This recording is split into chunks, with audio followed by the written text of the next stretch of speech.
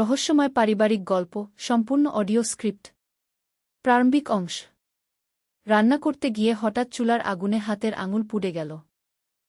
Hello বন্ধুরা, আমার নাম রুমানা খান। আমার বয়স ৪৪ বছর। আমার স্বামীর নাম সোহেল খান, বয়স ৪৭ বছর। আমাদের ২ সন্তান, সাকিব আর শায়রা। সাকিব ২১ বছর বয়সী, ইউনিভার্সিটিতে পড়ে। শায়রা ১৪ বছর বয়সী, হাই স্কুলে যায়। মূল গল্প। এটা ছিল গত মাসের কথা।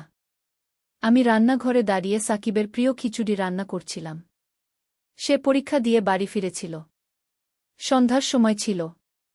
হঠাৎ করেই চুলার আগুনের শিখা বেড়ে গেল। আমি ঘাবড়ে গিয়ে হাত সরানোর সময় আঙুল পুড়ে গেল। ব্যথায় চিৎকার করে উঠলাম। সাকিব তার রুম থেকে দৌড়ে এলো। মা, কি হয়েছে? সে আমার হাত দেখে বুঝে ফেলল। পুড়ে গেছে, আমি বললাম। সে সঙ্গে সঙ্গে আমার হাত নিয়ে নলের নিচে ধরে দিল। ঠান্ডা পানির স্পর্শে একটু আরাম পেলাম। কিন্তু তারপরও ব্যথা যাচ্ছিল না। সাকিব বলল, মা, আমার দাদি বলতো, পোড়া জায়গায় মুখ দিয়ে ফু দিলে তাড়াতাড়ি সেরে যায়। বলেই সে আমার পোড়া আঙুল মুখে নিয়ে হালকা করে ফু দিতে লাগল। সত্যিই ব্যথা কমে গেল। তার মুখের ভেতরের ঠান্ডা অনুভূতি পোড়া জায়গাটা শান্ত করে দিল। কিছুক্ষণ পর সে আমার আঙুল বের করল। এখন কেমন লাগছে? সে জিজ্ঞেস করল। অনেক ভালো, আমি বললাম। তখন সে আমার পোড়া জায়গায় আলতো করে একটা চুমু দিল। বলল, দাদি এটাও করত। বলতো, এতে তাড়াতাড়ি ভালো হয়ে যায়। আমি মুচকি হেসে বললাম, তোর দাদি তো ভালোই জানত। সাকিব তখন আমার ২ হাত ধরে বলল, মা, তোমার কষ্ট আমি দেখতে পারি না। আমি চাই সব সময় এভাবে তোমার যত্ন নিতে। আমি বললাম, তুই তো নিসই বাবা। না মা, সে বলল, আমি চাই বাবার মতো করে তোমার যত্ন নিতে। এই কথা শুনে আমি একটু অবাক হলাম। মানে? মা, আমি তোমাকে খুব ভালোবাসি। বাবা অনেক সময় ব্যস্ত থাকে অফিসের কাজে। কিন্তু আমি চাই আমি তোমার স্বামীর মতো দায়িত্ব নিই। আমার হাত কাঁপছিল। তুই কি বলছিস সাকিব?